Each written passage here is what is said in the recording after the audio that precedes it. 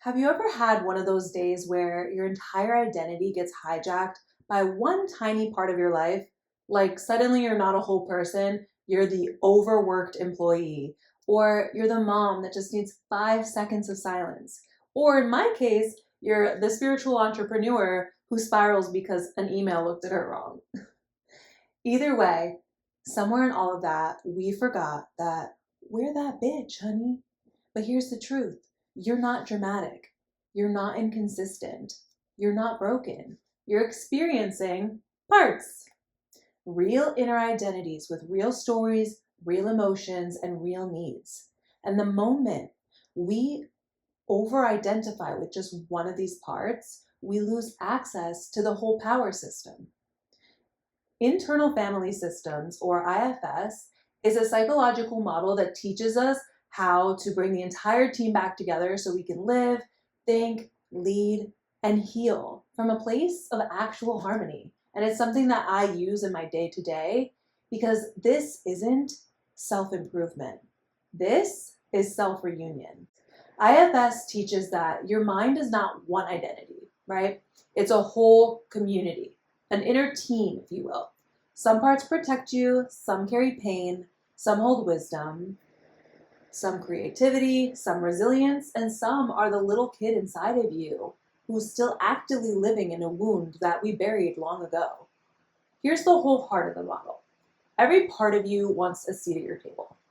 They're all trying to help you. They love you. They're literally obsessed with you. They're working for your approval. And the harder they have to fight for that seat, the louder the symptoms get in your reality. Cue, anxiety, panic, shutdown, insomnia, illness, burnout. Sound familiar? I can relate. So healing doesn't come from getting rid of these parts. Getting rid of them only makes them louder. Healing comes from leading them like the badass fucking leader that you are, with what IFS likes to call the self. Self is your inner coach, your higher self, your core self, your soul's leadership seat. IFS describes the self with 8 attributes. Now, before I read these, I want you to digest these as actual truths about you, okay? Because they are. Calm, clarity, curiosity, compassion, confidence, courage, creativity, and connectedness. These are not personality traits. They are core truths consistent among every human being, especially those who participated in IFS with the original founder. I like to relate these 8 C's to the chakra system. We all have them, right? But when we become disconnected through self-abandonment, stress, over-responsibility, etc., we create barriers between ourselves and these power centers. They're never gone, only shadowed. It takes going into your depth to uncover these parts, to clear the garden so that the greens can grow. IFS gives us the 5 P's: patience, presence, persistence, perspective, playfulness. Interesting, right? These are the strategic how of meeting yourself. Think of the 8 C's as the compass, the 5 P's of the practice. Think about it. In order to know you're calm, you must be patient with yourself. In order to access your connectedness, you need a sense of playfulness, right? So on and so forth. Parts work begins when healing takes place the minute we choose to stop running from ourselves and start meeting ourselves, start accessing all parts of ourselves and exercising them in our day-to-day lives. When your inner world is a team, your strongest protector part, your highest self, is your LeBron James. LeBron is incredible. He can carry the team. He's talented, perceptive, powerful, but he's also human. He gets tired. He can get injured, God forbid. He shouldn't play every position, every minute of every game. And neither should you. When you over rely on your LeBron, on the part of your system, one part of your system, the rest of your players never get to develop their skills. And they start to feel like you hate them. The inner conflict creates chaos in your waking life. Think about it. If you have beef with yourself, if you're not at peace with a part of yourself, it's going to create tension, just like it would if you had tension with the person you lived in a physical house with. This is your home, this is your body, and you deserve peace. Now, meanwhile, LeBron burns out. And this is the moment people think that they're failing. When really, it's just one exhausted protector is running the whole system alone. Of course they're tired. So when self, the coach, suddenly steps in, you remember, oh wait, I have other players. I have other strengths, other strategies, other talents, other ways of showing up. That's healing, not firing the players, not hating them, not shaming them or abusing them, but coaching them, supporting them, leading them, letting them take a bench, a break when they need it, being kind to them like you deserve. Letting other parts step in is how your inner world becomes a team, not a battlefield. And when a part isn't running the whole show, you regain access to those 8 core truths, the part of you that are powerful, unstoppable, and uniquely yours. You're unique, LeBron James, okay? And when you are in the coach's chair or resent being the coach, a part will jump in and run the whole game. And that is over-identification, and that's where most of us get stuck. Over-identification is when one player on your inner team grabs the mic and becomes your entire personality.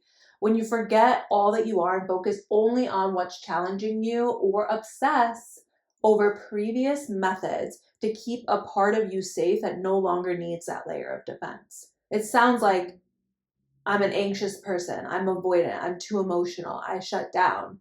When what's really happening when you feel those emotions and have those thoughts is a part of me is scared, a part of me is overwhelmed, a part of me is just trying to protect me.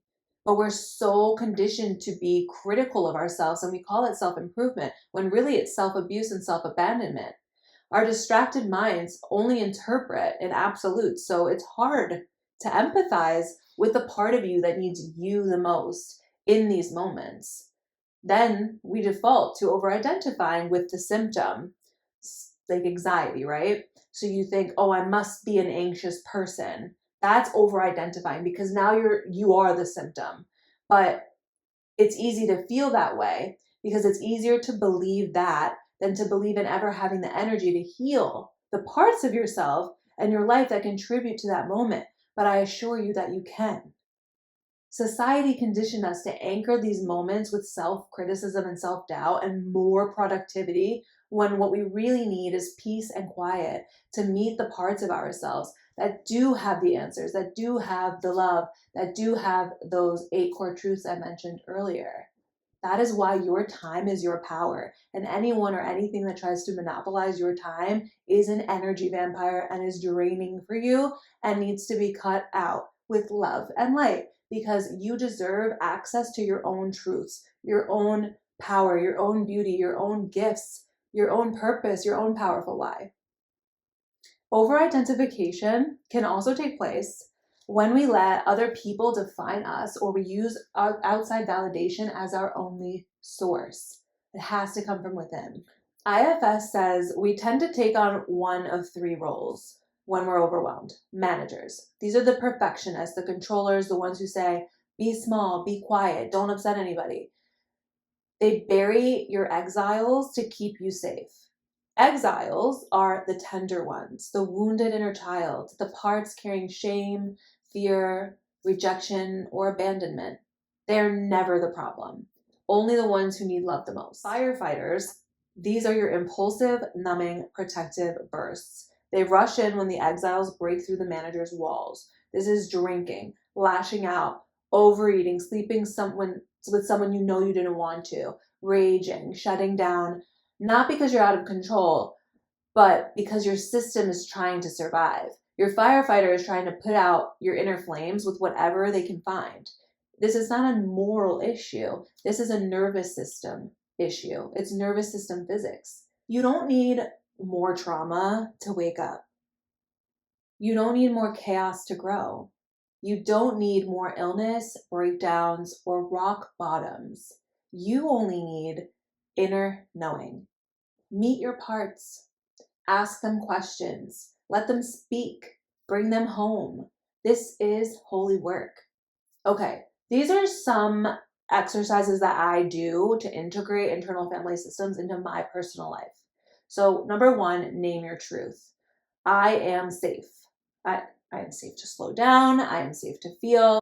Bring the self forward instantly because the self requires a calm nervous system in order to communicate with you. Think about it. If you are not creating an environment for yourself to come forward internally, then they're going to keep hiding. So they need to feel safe with you, and you need to feel safe first because all of you matters. Number two, I try to shift to parts language, okay? So I don't say I'm anxious. I will say a part of me feels anxious and another part of me wants to be brave. Or I know I'm scared, a part of me is scared, but another part of me believes in myself. Another part of me can show up for myself and offer myself love and compassion in this moment. This creates inner space and reduces overwhelm. Number three, coach, do not criticize. Ask, what does this part need from me instead of why am I like this? Or what does insert unfavorable emotion, such as irritability, say about my capacity today? Number four, anchor into the 8 C's. Keep this list close. Let it guide you. Let it guide your decisions like an inner compass. And end every check-in with compassion and a little hype. All of me is welcome here, baby. Thank you for trying to protect me. I believe in you, coach. Like things like that. And honestly, like hype yourself up. Sometimes I truly have like just sessions where I'll listen to specific songs. Like for me, You Don't Know by Jay-Z is a good example where I'll just like rage and be like, yeah. And like for that duration of that song, I vow to believe in myself wholeheartedly. Those things are helpful, right? Then also, I like to do what I call family dinner meditations. So I will sit down and I like to do Boho Beautiful, her meditations. She does really good breath work and gets me into a very good theta state. I find very helpful, and she gives long breaks. And during that long break, I'll think and visualize a dinner table. Like you don't have to meet all the parts first. You could just think, what does the dinner table look like? Mine is very Game of Thrones. But I'll tell you about that another day. It's really fun.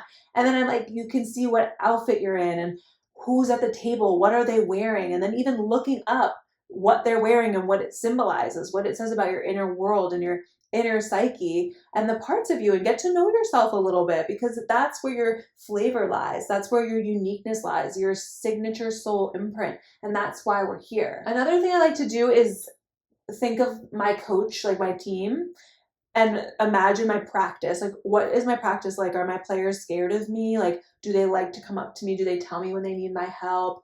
Do they feel comfortable talking to me about their personal lives? Like, or are they kind of scared of me? You know what I mean? And I like to do this as well. Ask yourself, can I recruit more blank in this moment? So, like, can I recruit more patience? Can I recruit more playfulness? Can I recruit more confidence in this moment? And this helps to transform the work into something sustainable, loving, and everyday fun.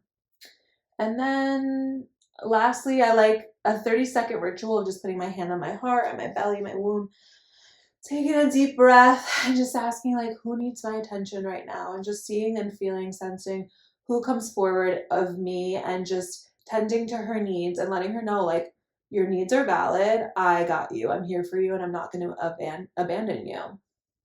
Also, I do want to say doing sacred seat meditations, like if you do any womb work helps. Working on your root chakra, earth star chakra, shadow work in general always helps with this. Just making sure that you feel like safe and centered before you do it. Be easy on yourself.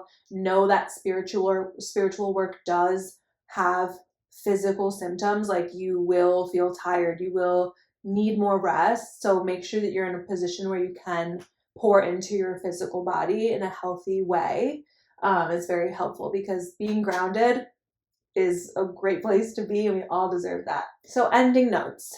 You, my love, are not broken. You're not dramatic. You're not too much. You are a universe of parts waiting to be reunited. And when you sit in your coach's seat, on your sacred seat, when you lead with calm, clarity, compassion, and that signature God or goddess confidence, when you remember who you are, always will be, and always were, your entire inner system exhales. Harmony becomes possible. Peace becomes possible. Self-love becomes inevitable. You see, the victory in what used to feel like victimhood, because the truth is, everything you've ever needed is already inside of you. Your job is simply just to meet yourself gently, curiously, patiently, lovingly, like the sacred, complex, multidimensional masterpiece that you are. I love you so much. Thank you for listening. Oh, thank you for my cat. This is my first video. I'm so excited. I'm so grateful. I was so nervous. But thank you so much for watching, and I hope to see you soon.